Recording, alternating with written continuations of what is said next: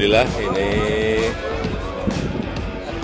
landing yang pertama yang semuanya berjalan dengan baik. Ini adalah pertama kali saya turun di Bandara Nusantara.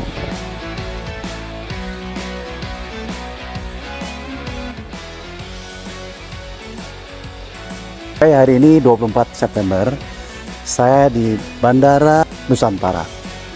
Dan coba lihat, begitu monumental, adalah satu arsitektur Kalimantan, tetapi kita elaborasi menjadi sesuatu yang dinamis. Keren kan?